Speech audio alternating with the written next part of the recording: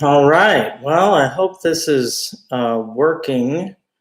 I am experiencing technical difficulties yet again. I don't understand why things in computer world are not consistent. I've been doing the same stuff since we started all this. So anyway, I really hope this is going out to you all.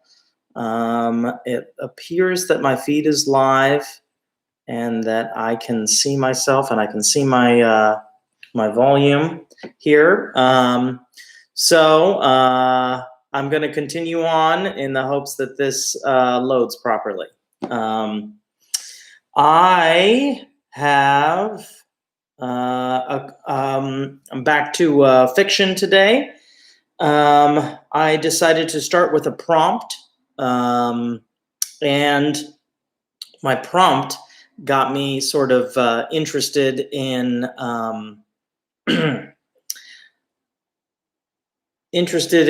writing in a particular style. So that's what I wanted to focus on today. Today I wanted to examine urgency in writing. Okay, so my prompt sort of started me on this direction, and then I tried to keep it urgent for you all as I wrote through this short story.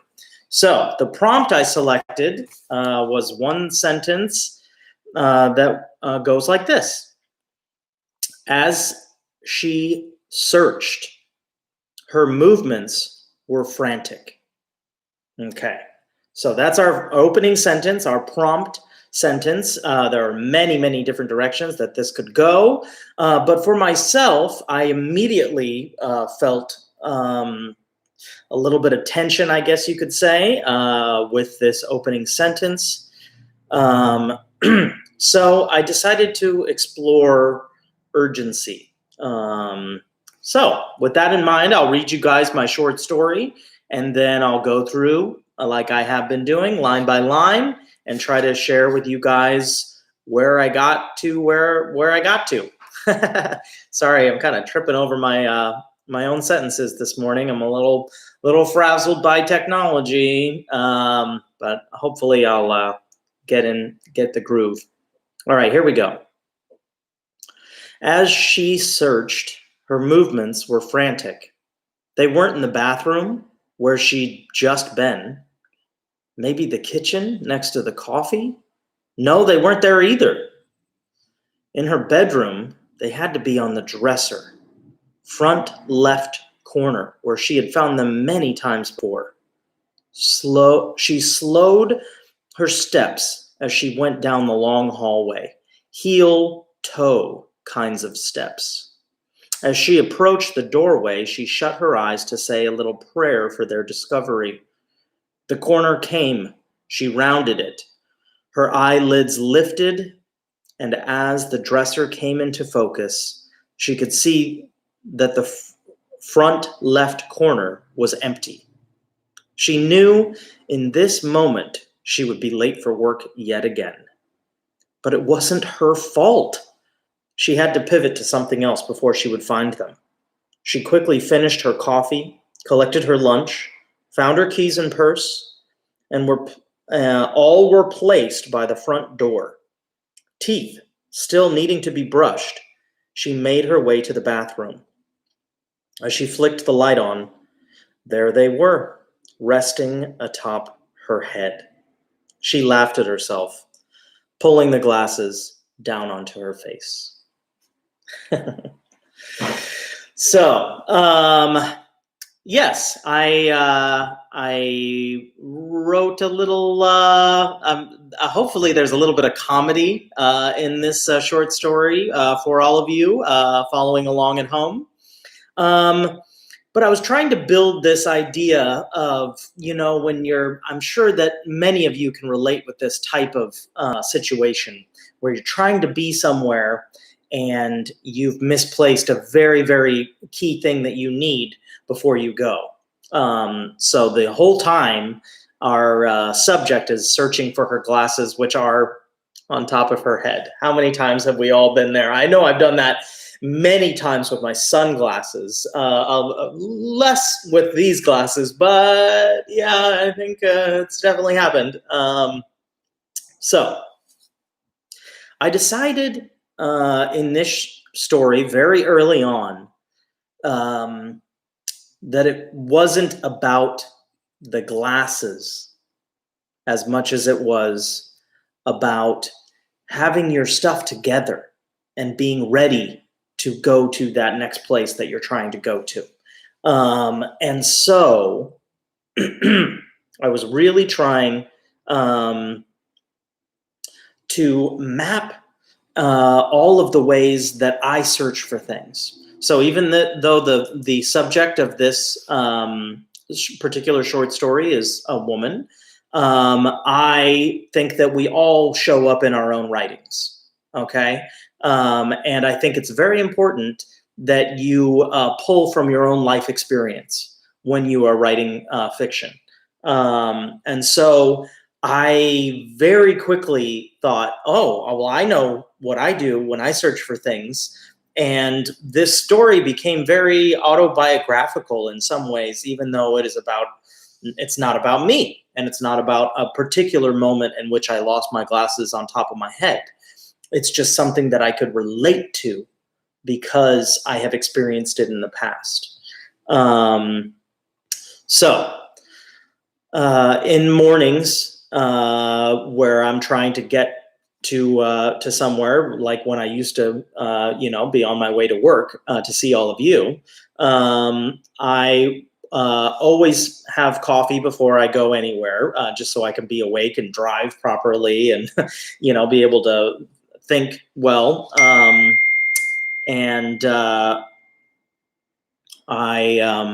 Sorry, I just got a message from my mother. So I try to, I totally lost my train of thought. Mom! Where was I? Excuse me, guys. I think it's safe to say I'm a little bit frazzled today with all everything that's going on. I'm feeling for all of you guys who might be feeling similarly. My mood has certainly been affected by all of this smoke and fire, and I just hope that everyone out there is safe and accounted for.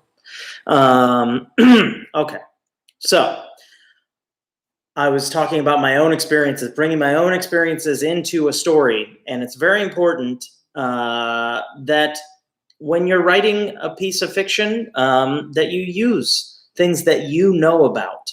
I know about looking in all those familiar places. And particularly that moment where in the bedroom, maybe it's in the bedroom on the dresser, and visualizing exactly the corner of the dresser that one might think that it might be on would be absolutely fascinating way to try to pull in your own experiences into a story. So I'm going to go through line by line now and just kind of give you guys my thought process. As she searched, her movements were frantic. They weren't in the bathroom where she'd just been. So I always think when I'm losing something, where's the last place that I was? So that's where that first line comes from. Maybe the kitchen next to the coffee. And then I wrote an ellipsis, ... No, they weren't there either, exclamation point. Okay, so now the frustration is actually starting to show up, I think, a little bit on the page. And that's why I used the ellipses and the exclamation point. In her bedroom, they had to be in her bedroom, question mark.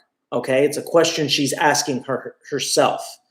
They had to be on the dresser, front left corner, where she had found them many times before. Okay, now I'm using sort of staccato-like sentence structure, if you will. In her bedroom, they had to be there, on the dresser, front left corner. I'm not using a lot of verbs to tie everything together. I'm trying to emulate the way that our minds work when we're a little bit frantic. It's much more, this thought, this thought, this thought, this thought, sort of a ping pong scenario going on that I'm trying to bring onto the page with those kinds of sentences. In her bedroom, ? They had to be on the dresser, front left corner, where she had found them many times before, period. And now that I've worked up all this anticipation, I have done this many times where I really, really think I've imagined where that lost item is in my mind, and then I take a moment to slowly try to discover, because I don't want to be too quick about it in case I'm wrong, try to discover where that item might be. So now I'm trying to slow things down.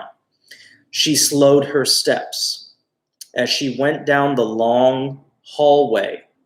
Heel-toe kinds of steps. You know the steps when you're walking very slowly, or maybe trying to be sneaky, or all sorts of things, where the heel goes and then the toe? Yes, heel-toe kinds of steps. As she approached the doorway, she shut her eyes to say a little prayer for their discovery. How many of us have been there when we desperately need to find that item, and we kind of put up a little message up to whoever's listening up there? Please put this item in my hands. So that's what I was trying to get at with that plea. The corner came. She rounded it. Her eyelids lifted as the dresser came into focus. She could see that the front left corner was empty.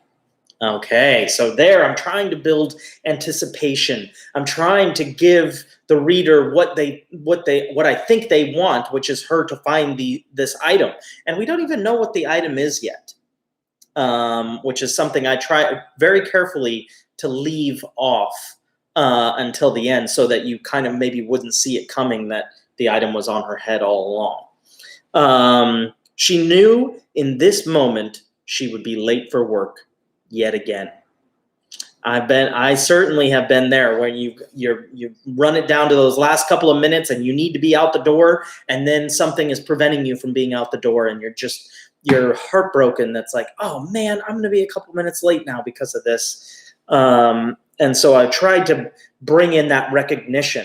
When you're searching for something, there are outside factors that sometimes can really aid the search or hinder the search. And I think the thoughts of being late and everything like that actually doesn't help you out too much, because it makes it it's like trying to track down a thought. And you keep thinking of it, and then you have to leave it alone for a moment. That's where I tried to go next with this story. But it wasn't her fault, ! She had to pivot to something else before she would find them. So that's where I'm trying to get that. Okay, I've been thinking about this. I've been fixating on this. Oh, okay, I need to leave it all alone for a moment. And that's where the pivot is. A pivot is just a very small turn. And then hopefully you get a fresh mind and you can come back to it quickly. She quickly finished her coffee, collected her lunch, found her keys and purse. All were placed by the front door. So that's that moment of trying to leave it alone and quickly have the things that you need to have before you leave that front door. And then the realization. Teeth still need to be brushed. She made her way to the bathroom. As she flicked the light on, there they were, resting atop her head. And I'm still trying to stay away from what it exactly is, because I was trying to make the revelation that it was her actual glasses on top of her head the final moment of my story. So I really am holding off on saying what it is she's actually looking for, so that hopefully I could give you a good payoff at the end of the story. And the final sentence reads, she laughed at herself, pulling the glasses down onto her face. Okay, so there you have it. There's our short story from this prompt. As she searched, her movements were frantic. Okay, I hope that that could lead many of you down lots of different other paths for your short stories. And I want you guys to try to explore the idea of urgency on the page. Okay, that you need to find something, or not, and it doesn't actually have to be finding something. That was my own, but it is about the frantic feeling. That's where the urgency idea came from. As she searched, her movements were frantic. Okay, so there's your prompt. I hope that you guys can write. I typically try to write about a full page when I'm doing short stories, at least one page. And if you get on a roll, keep it going, you guys. I hope this finds you all well and safe and healthy. Okay, we'll be back for some more poetry very soon.